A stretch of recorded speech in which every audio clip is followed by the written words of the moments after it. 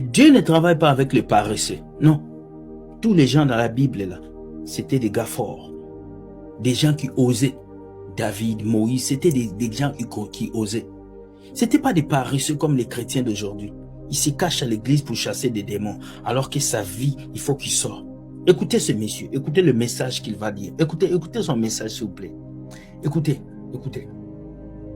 Il n'y a pas un autre lieu de rendez-vous avec Dieu si ce n'est pas le travail. David n'allait pas rencontrer la gloire s'il n'était pas contre Goliath. Jamais. On ne parlerait pas de lui. Il n'allait pas être chez lui à la maison et Dieu dit, je te proclame David. Non, non. C'est dans la bataille qu'on révèle le caractère des gens. Et vous êtes là en train de croiser les bras, vous dites, bon, ça va aller. Dieu seul sait. Dieu seul sait, c'est faux. On vous a menti depuis tout le temps. Au bout de la race Nzambe. Et Nzambe, puis on dit Nzambe ou Melak. C'est un mensonge où soit l'adage a été mal compris, soit ils ont menti tout simplement. Ou Nzambe ou Melak. Moi, je ne l'entends pas comme ça.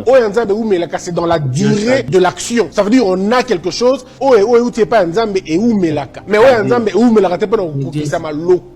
celui qui vous a dit ça est un menteur parce qu'il vous a menti. Ne confondez pas avec Habakkuk. Habakkuk est clair dans ce qu'il dit. Il dit j'attends. Il est où? Il attend dans son poste. Fidèle à quoi? À son poste. Je suis caméraman, fidèle à mon poste. Je suis travailleur, fidèle à mon travail. Je suis footballeur, fidèle à mon travail. Et une fois que si vous ne comprenez pas ça, vous risquez de perdre votre vie. Depuis au banda aux élèves, aux gens déjà. Depuis aux gens, est-ce qu'il y a où me l'a-t-il appris? Au Gokufa, et le roi n'est payé. Au Fingi Nzambe Pamba. Au Nzamba. Voilà. Si vous ne vous levez pas pour changer votre vie, Dieu ne descendra pas pour le faire. Si vous ne vous levez pas pour transformer vos rêves en réalité, Dieu ne descendra pas pour le faire. Dieu ne travaille pas avec les paresseux. Et laissez-moi vous dire que 80% des chrétiens sont des paresseux, surtout en Afrique. Ils attendent que Dieu fasse tout pour eux.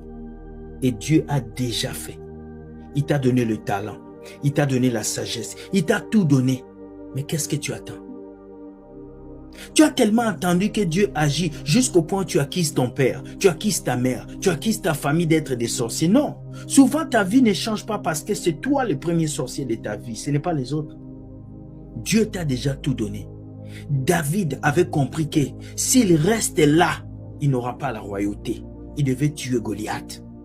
Il devait faire tomber Goliath. Combien de fois tu as été face à Goliath, tu as abandonné? Tu as laissé tomber.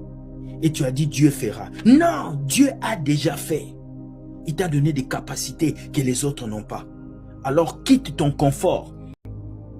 Ce n'est pas dans le confort que ta vie va changer. C'est dans l'inconfort. C'est quand tout va mal. C'est quand il y a la tempête qu'on reconnaît un vrai marin.